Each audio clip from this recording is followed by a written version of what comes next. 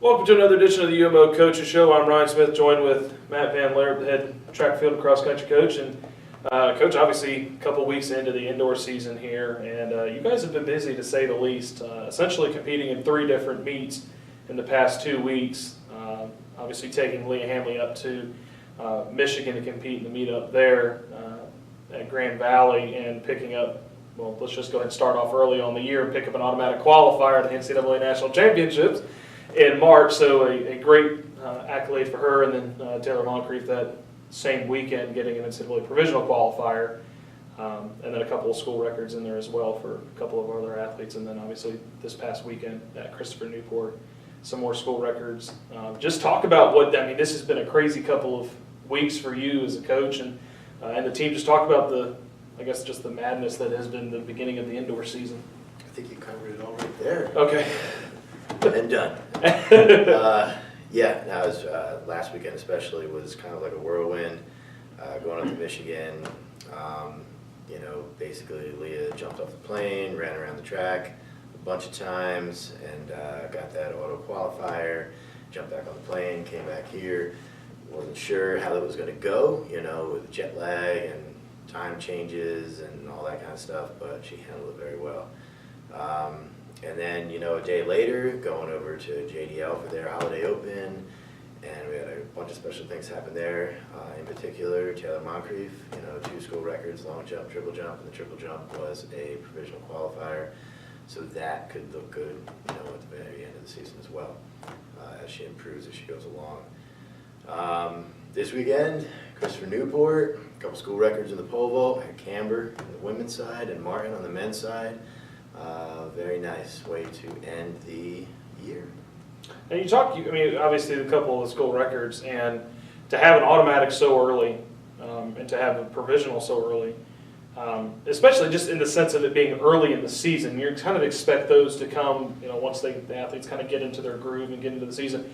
What does that, I guess, give the team's motivation going forward, that the fact that there's already members of their squads competing at the level that you would kind of imagine it being more close towards the end of the year?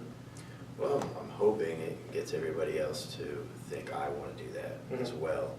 And then, of course, you hope that the people who have already got those qualifying marks do what they're supposed to do over the winter break, and then come back and keep improving.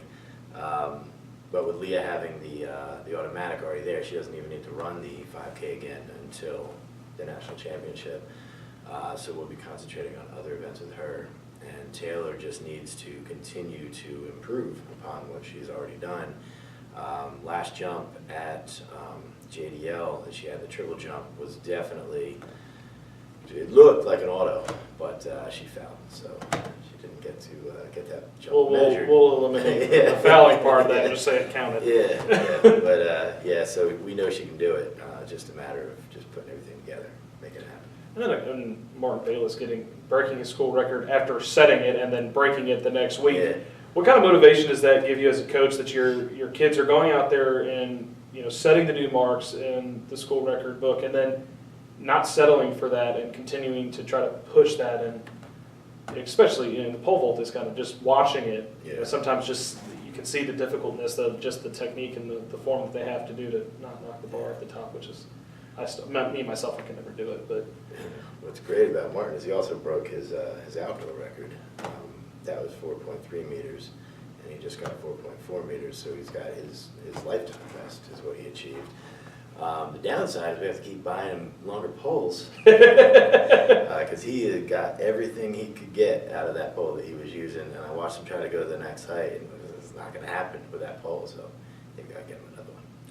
I just got to continue to increase the. I guess that's the troubling thing of being successful, is that you have to keep buying more stuff to kind of help troubleshoot. Obviously, you guys have almost a little over a month off until you compete again in January 20th at the Winston-Salem Invitational. What does, you talked about the making sure that the team, you know, does what they need to do over the break. How crucial is that for you guys? Because your season has literally just started a few weeks in, and now you have this massive break. What are kind of the things that, you know, you've told the kids that they need to do to continue to make sure that they're in shape when they come back? Well, when we get back, we really only have about a month, and then that's the end of the season, and you know, we got the conference championships. So if you come back out of shape, you will really mess it up for the rest of the team who comes back in shape. I mean, if everybody comes back out of shape, that's no big deal. Yeah, then everybody's, Everybody messes it up. But, for the distance runners in particular, the first competition that we have, I'm using it as a time trial. So you better be ready and not embarrass yourself. That's what we're doing there. Everybody else is kind of in a similar situation where you really don't want to come back and embarrass yourself, especially if you did something already in the first couple of weeks, in December. You don't want to come back worse, because then everybody will be like, what did that person do for break? So everybody's got their training program. They know what they're supposed to do. We'll see if they run on Christmas Day. We'll see what they do, their thing. There's always, New Year's runs that everybody can join in on, little fun runs. We'll see if they do those as well. And we'll see what happens when they get back. Hopefully we don't, as I said many times, embarrass ourselves. That'd be great. I think that happens with every single sport when you have any kind of a break like that, even if it's, you never have the summer break issue, because obviously there's no sports going on, but this winter break can affect a lot of teams, even the ones that are getting ready to kick off in the spring. Something else that's kind of unique to your team and your program is the fact that you had two runners, even though the season had ended, competing to try to go to the Olympics and represent their countries, with both Adam Craig and Jonathan Dahlke running for their respective countries at their national championships. What does that mean for the program to have that? Because obviously, yes, you as a coach are going to be proud of them and want them to be successful. What does it mean to the program to have your athletes that come in, do what they need to do to be successful, and then get to that next level that all of them want to get to? You mentioned Olympics. Let's not say that yet. That's far off.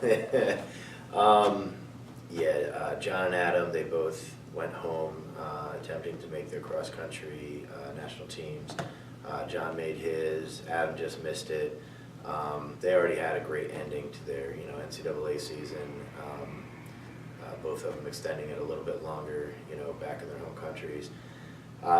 It's definitely a big boost, for this program when people are able to do, something like that.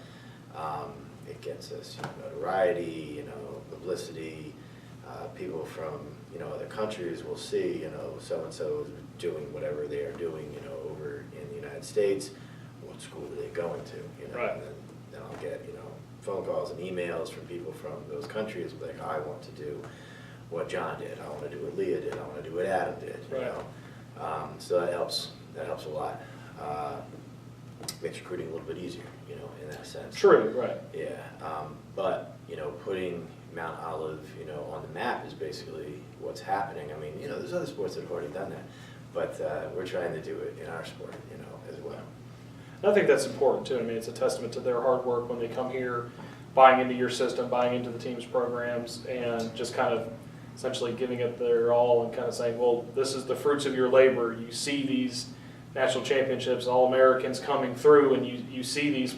If you want to get to that stage, we can offer that and some. So I think that's a great testament to you leading this program and leading this school in the right direction. So congratulations to you on that as well.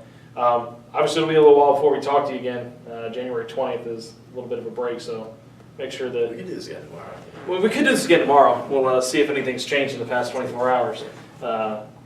But again, we appreciate your time, Coach, and we'll catch up with you after that. Hopefully we'll have a lot to talk about after the meeting with Salem, and just go set a whole bunch of new school records, get a couple more divisional qualifiers.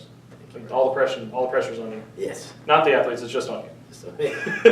For head coach Matt Van Lierop, I'm Ryan Smith. This has been another edition of the UMO Coaches Show. And done. Exceptional degrees at an exceptional value. That's transforming education. The University of Mount Olive, transforming education, transforming lives. Learn more at umo.edu. That's umo.edu.